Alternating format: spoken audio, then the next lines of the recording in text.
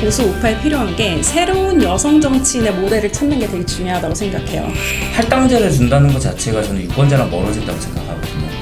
지역구는 저는 할당제를 하면 안 된다고 생각해요. 지역구는 무조건 가산점, 감점으로 가고 저 사실 삼선하면 감점을 받고 시작해도 네. 이겨야죠. 제가 아까 제너럴리스트의 역할도 굉장히 중요하다고 생각하거든요. 이제 스페셜리스트도 중요하지만 정치인은 또 멀티플레이어가 돼야 된다고 생각해요. 어디에 내놔도 그쵸. 우리 당의 이 비례대표 전문가원은 누구랑 싸워도 이길 수 있는 성과를 낸. 그렇죠. 네. 네. 나는 세금 받고 어쨌든 일을 하는데 충성의 대상이 국민이 아니라 당이 되거든요.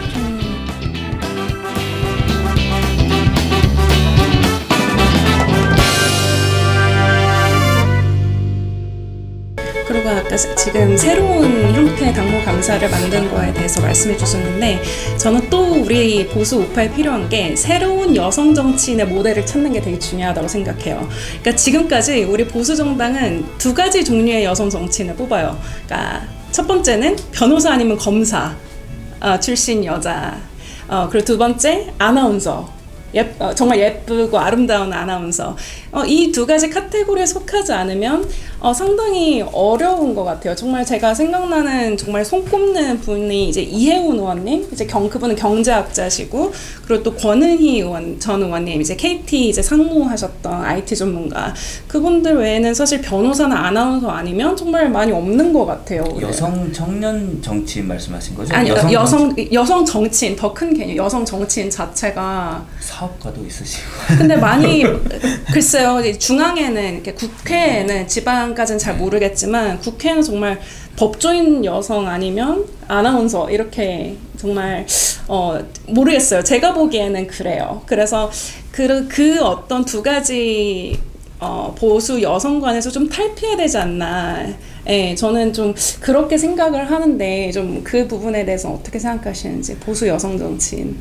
사실 저는 그 여성 정치인 문제하고 지금 청년 얘기가 나왔잖아요. 네. 이거를 어느 정도 할당을 놓는 거를 오히려 해야 그거를 지킬 수 있을 것 같고 청년이 됐으면 청년, 여성 정치인 됐으면 여성 정치인 둘 중 하나에 포커스를 두고는 공천제도를 걸 수 있을 것 같은데 사실 여성 정치인이라고 하면 청년이 사실 아닐 수도 있잖아요. 네. 아까 말씀해주셨던 이제 뭐 KT의 상무로 나오셨던 분 같은 경우는 당시 나이가 거의 한 50대 정도 되셨었고 그러면 이제 또 청년을 뽑는 것과는 또 다른 개념으로 나오는 거예요. 그렇죠. 사실 청년은 정치 신인이고 사회생활의 신인이지만 그만큼 팩이 있고 나 이거 하겠다 네. 이게 되는 사람이고 아까 같은 여성 정치인들은 사회생활을 어느 정도 했고 자기의 커리어가 있고 이걸 통해서 세상을 바꾸겠다잖아요. 그렇죠. 전문가 그룹인 거죠. 예. 예. 그래서 이거를 좀 분리를 해줬으면 저는 좋겠는 생각이 있고 첫 번째로는 네. 지금 또 하나 생각난 게 지금 결과적으로 요즘 뭐 세대 갈등, 남녀 갈등 이런 거 너무 심하잖아요. 네. 주민들 다 싫어해요, 진짜. 이거를 좀 정당도 흔히 말하는 갈라치기를 안 하기 위해서는 네. 저는 오히려 청년도 하고 어르신도 있었으면 좋겠어요. 왜냐면 어르신 인구도 상당히 많은데 이게 정치 지금 평균 연령이 너무 높아요. 네. 근데 그렇다고 해서 어르신이 많은데 어르신을 대표하는 사람도 거의 없고 지금 제가 알기로는 국회의장이 김진표라는 분인데 그분이 지금 나이가 가장 많은 걸로 알고 있거든요. 네. 국회의원 중에 72세세요. 차라리 뭐 39세가 됐건 45세가 됐건 청년분을 만들고 저는 그거의 한 절반 정도 70대 이상도 하나 만들어줬으면 좋겠어요. 공천을. 방금 말씀하신 게 이제 인구 비례 얘기로 네네. 넘어가는 것 같은데 저는 저 단순히 제 개인의 생각이 아니라 우리 국회가 사실 우리 대한민국의 인구 비례와 굉장히 동떨어져 있잖아요. 지금 우리 국회는 굉장히 늙었어요. 네네. 네, 그리고 50대 남성 그리고 이제 전문직이 많고 근데 이제 그리고 우리 청년 세대의 비율에 한참 못 미치는 그런 좀 어떻게 보면 국민의 모습과 굉장히 동떨어진 이제 말 그대로 대표성을 조금 상실한 국회가 됐는데 그런 관점에서 저는 어느 정도의 청년 할당제도 필요하다고 생각해요. 세대 할당제. 그러니까 좀 더 우리 국회가 실제 국민을 더 말 그대로 비례해서 대표하기 위해서 그런 어떤 제도도 필요하다고 생각해요. 그래서 그런 그 일괄적인 어떤 가산점 개념보다 이런 뭐라고 표현해야 되죠? 말 그대로 인구 비례로 좀 갈 수 있도록. 네. 저는 정치 신인 가산점, 장애인 가산점에 대해서는 전폭적으로 찬성합니다. 오히려 그분들, 그 정치 신인이나 네. 장애인 분들 같은 경우에는 정치에 뛰어든다라는 그 용기를 낸 거에 대한 찬사를 받아야 된다고 생각해서 가산점을 더 많이 주는 것도 전 찬성해요. 다만 여성, 청년, 장애인 또는 말씀하신 이제 노년층 할당제에 대해서는 저는 적극적으로 완전히 반대하는 입장이긴 해요. 왜냐하면 할당제를 준다는 것 자체가 저는 유권자랑 멀어진다고 생각하거든요. 예, 그래서 당이랑만 가까워진다고 생각해요. 왜냐하면 당에 더 잘 보이면은 할당받을 수 있는 기회가 늘어나니까요. 제가 생각한 할당제가 그런 거고, 이제 사실 서유럽뿐만이 아니고 멕시코나 이런 데에서도 할당제를 하고 있지 않습니까? 청년 할당제에 대해서. 근데 그 나라들이 그럼 과연 지금 더 나은 정치를 하고 있는가? 청년 할당제를 하고 있는 나라들을 보면 사실 그렇지만은 않거든요. 예, 오히려 선진 정치로 나아가지 못한 나라들이 훨씬 많아요. 그래서 이게 젊다고 해서 무조건적으로 어느 몫을 배정해야 된다라는 것도 어떻게 보면은 제가 봤을 때에는 자유민주주의에 조금 반하지 않나라는 생각이 들고, 그런 의견으로서 저는 비례대표제도 사실 반대를 하고는 있습니다. 사실 저는 이제 처음에 이제 시스템 얘기할 때는 제가 무조건 예를 들어서 3선 이상 하면 경선을 해야 되고 이걸 말씀드렸잖아요. 그 생각에서 이제 스타트를 한 건데, 지역구는 저는 할당제를 하면 안 된다고 생각해요. 지역구는 무조건 가산점, 감점으로 가고 비례대표가 문제인데, 비례대표는 저는 이런 할당제를 좀 해볼만 하다고 생각하는 게, 지금 국회의원이 예를 들어서 300석 중에 한 100석 정도를 또 바뀔지 모르겠지만 비례대표를 준다고 가정을 하면 다음 선거 때 이 100석은 어쨌든 비례를 해서 정당이 주는 자리라고 저는 냉정하게 생각하거든요. 비례대표 뽑을 때 저희가 비례대표 이름 보고 뽑지 않잖아요. 비례대표 3명이 나왔다고 하면 국민들 3명이 당선되고 2명이 당선되고 1번이 당선되고 이거 몰라요. 잘 몰라요. 솔직히 우리야 뭐 검색해보고 이 사람 됐네 하지만, 그렇기 때문에 비례대표를 오히려 할당제도 해보고 이런저런 제도를 좀 테스트해보는 제도로 해야지, 지역구는 어차피 국민이 뽑아야 돼요. 그러면 그거 할당제 한다고 누가 좋아해요. 지역마다 특성이 있을 거고. 그래서 지역구는 저는 완전 경선제를 차라리 하고 신인에게 가점을 주고, 예를 들어 3선 4선 하는 분들은 감점을 받고 들어와라, 이게 맞다고 봐요. 왜냐면 티켓 파워는 당연히 차이가 날 수밖에 없어요. 그렇죠. 사실 3선 하면 감점을 받고 시작해도 이겨야죠. 네, 제가 아까 증명하라고 했던 부분이 그쵸? 그거예요. 네. 그러니까 오히려 하지 말라고 해서 다른 지역구로 넘어가서 거기서 또 되면은 그것도 사실 새로운 카르텔의 시작이에요. 그 비례대표에 조금 말을 덧붙이고 싶은 게 있는 게, 네네. 다행히도 제가 생각했을 땐 정치를 몰랐을 때니까요. 우파 정당에서는 그래도 비례대표를 전문직에 많이 주는 추세였던 것 같아요. 대부분 뭐 특정 분야에 법조인. 네, 특정 분야의 전문가, 뭐 법이 됐건 경제가 됐건 어떤 생물학이 됐건 이런 식으로 이제 그분들에게 비례를 줘서, 어떻게 보면 제가 생각한 과거의 비례대표 의원들은 전문 정책 의원이라는 생각이 들었었어요. 특정 분야에 대해서 정말 정책을 쥐락펴락할 수 있는 의원이라는 이미지가 있었었고, 지역구는 정말 그 지역에서 사랑받는 의원, 정치를 모르는 사람 입장에서는 그런 이미지였었거든요. 그래서 앞으로도 비례대표가 계속 된다면 사실 전 이 분위기는 별로 그렇게 반대하고 싶진 않아요. 왜냐면 정치인이 A부터 Z까지라는 모든 분야를 알 수가 없거든요. 사실 저도 지금 하면서 매일매일 계속 배우고 있는 게 숫자와 관련된 게 너무 어려워요. 보고 또 보고 또 봐도 몰랐다가 다시 보면 또 하나 찾아내고 또 다시 보면 또 하나 찾아내고 이러니까, 그런 부분들이 국회 단위, 정부, 큰 정부 단위에서는 훨씬 클 거라고 생각합니다. 사업들도 액수가 어마어마하게 크니까요. 그래서 그런 비례대표 의원에게 어떤 전문적인 역할을 부여해서 그 사람들이 그 비례대표로서 정말 뛰어난 성과를 이뤘을 때, 그러면 나 다음에는 지역구에 나오고 싶다라는 명분도 충분히 줄 수 있을 것 같고요. 근데 이제 비례대표를 그냥 순서 나누기, 당에 기여를 한 순서 나누기대로 1, 2, 3, 4, 5번을 찍어낸다 라고 하면 이제 비례대표제 자체를 반대하는 입장이기도 하죠. 근데 저는 조금 이 의원님이랑 좀 더 생각이 비슷한 것 같아요. 왜냐면은 지금 현 상태가 이제 구의원님께서 말씀해주신 그런 비례대표는 전문 그런 그 분들 위주로 뽑고, 이제 지역구는 이제 뭐랄까 이미 기반이 있는 분들 위주로 이제 선출이 되잖아요. 그러면 사실 둘 다 올드해질 수밖에 없는 경향이 있는 것 같아요. 특히 우리 보수 정당의 경우 이제 전문 그런 분야를 파신 뭐 한우물을 뭐 20년 동안 뭐 변호사만 한 사람 뭐 30년 동안 뭐 이런 식으로 굉장히 과거의 인재상인 거죠. 이제 뭔가 한 분야의 전문가.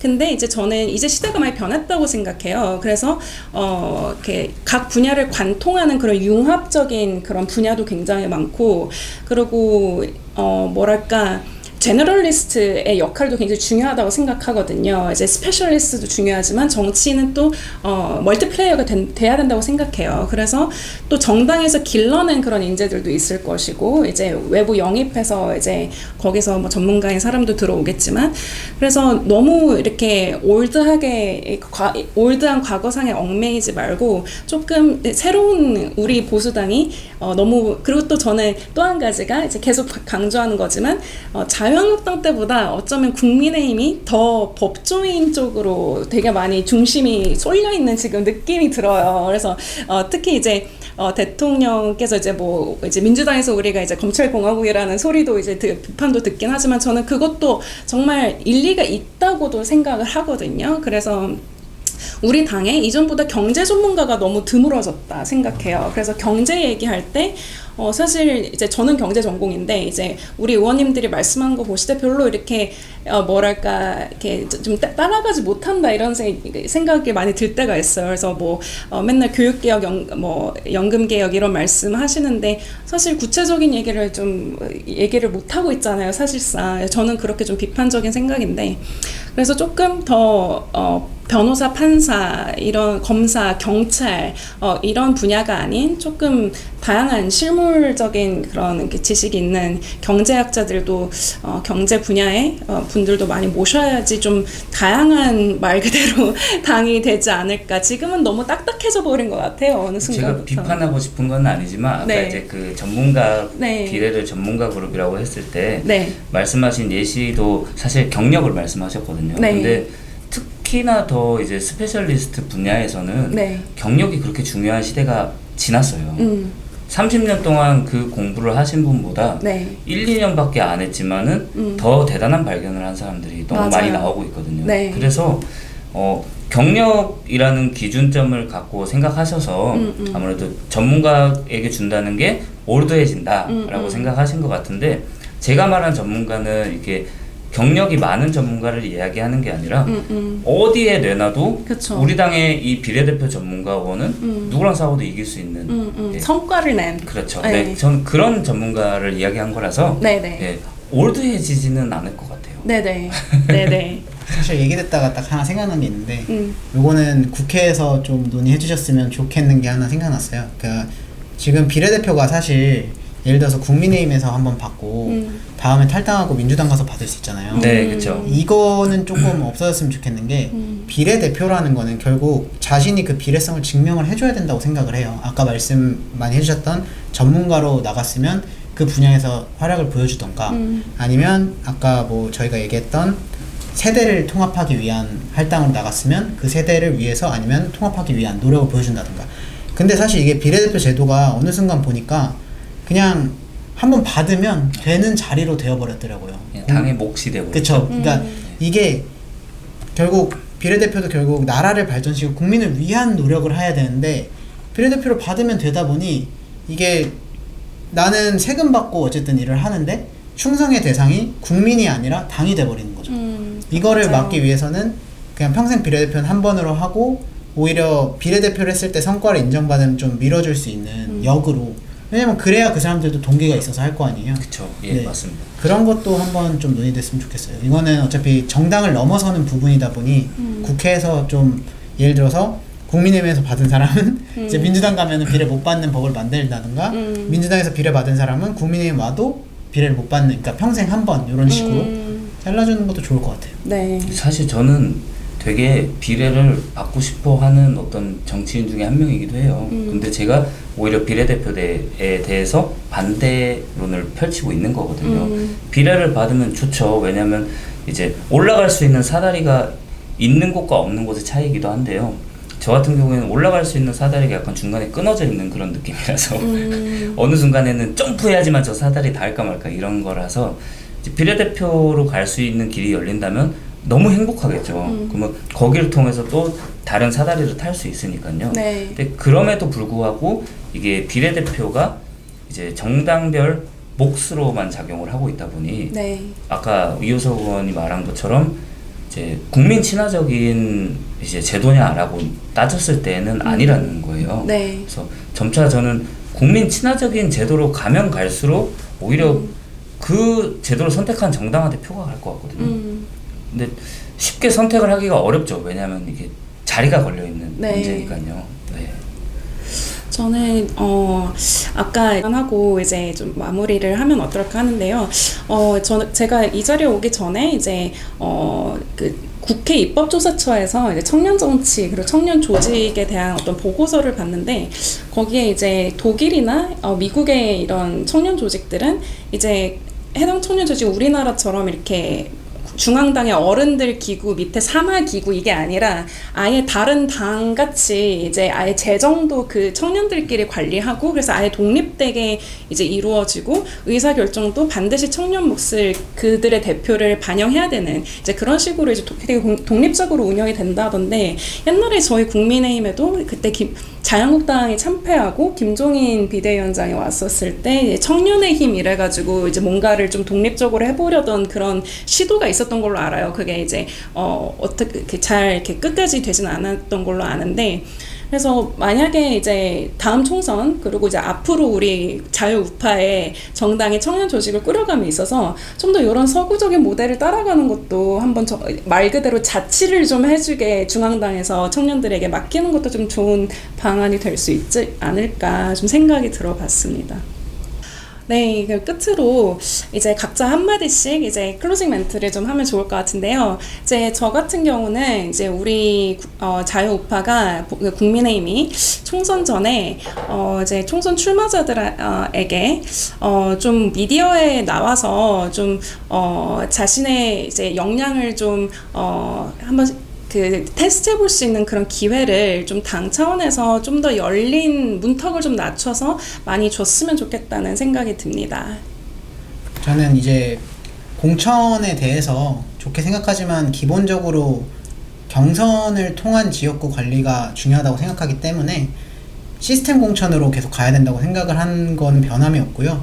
아까 이제 말씀드렸던 이제 청년 그리고 뭐 장애인 그리고 어르신 이런 가점 주는 부분이랑 삼선이장 감점 주는 부분은 필수적이라고 생각하는 게 한국 자체가 지금 6.25 세대 이후로 이제 중진국, 개발도상국 다 거쳐서 현재는 선진국 대열에 올라왔잖아요. 그래서 국민들의 니즈도 세대별로 다를 수밖에 없어요. 특히 지금 MZ라고 불리는 세대들은 거의 선진국의 시스템 안에서 자라왔기 때문에 이런 정책도 거의 선진국 거를 원할 텐데 지금 고령화되어 있는 이 정치인들의 나이 때문에 그런 정책을 받아들이기 어렵다고 느끼는 부분이 있을 수 있거든요. 그런 부분들을 이제 비례대표 제도로 좀 시험을 해주고 지역구는 이제 경선을 좀 활성화시켜서 이런 부분을 좀 시스템적으로 맞춰서 국민들이랑 소통할 수 있는 정당이 됐으면 좋겠습니다. 네, 저는 이제 많은 정당 역사에서 상향식 공천도 얘기가 나왔고 하향식 공천도 얘기가 나왔고 뭐 완전 이제 100% 국민 경선이라는 얘기도 많이 나왔지만 결국에 그렇다고 해서 정치가 사회가 뭐 많이 나아졌냐라고 봤을 때는 그렇지는 않다라는 생각이 지배적이라고 봐요. 그래서 오히려 공천 제도보다 근본적인 부분에 대해서 기본부터 우리가 다시 한번 생각해보면 좋지 않을까. 물론 다음 총선까지는 기간이 얼마 남지 않아서 그게 힘들더라도 앞으로 미래 세대를 위해서 일을 하는 게 저는 정치라고 생각하기 때문에 기본으로 다시 돌아가서 우리가 정말 고착화되어 있는 고정관념화되어 있는 기준으로 후보를 판단하지는 않는가, 그런 지금 현 세대의 이 기준을 통해서 후보를 판단하는 게 맞는가, 그리고 또 우리가 국민들이 원하는 후보를 내는 게 아니라 당에서 원하는 후보를 내는 것은 아닌가, 이런 기본적인 의문, 질문을 던진 다음에 그 질문에 대한 답을 먼저 찾는 게 우선이 되지 않을까 싶습니다. 왜냐하면 지금은 모든 분들이 이제 정치에 좀 지쳐 있지 않습니까? 그래서 이 정치에 지쳐 있는 부분을 우리는 기본으로 다시 되돌아가는 선택을 한다면 조금은 이 지쳐 있는 거에서 희망을 바라볼 수 있지 않을까 싶고, 그 희망을 보셨기 때문에 우리 당에 소중한 한 표를 주시지 않을까라는 생각을 합니다. 네, 그러면 이제 한 1시간 정도 저희가 대담을 나눠봤는데요. 1시간이나 됐네요. 네, 어느덧 네. 1시간이 지났습니다. 그래서 요렇게 청년이 말한다. 이제 오늘 두 의원님 모셔서 재밌게 말씀을 나눠봤습니다. 그럼 다음 기회에 또 찾아뵙도록 하겠습니다. 감사합니다. 네, 감사합니다. 감사합니다.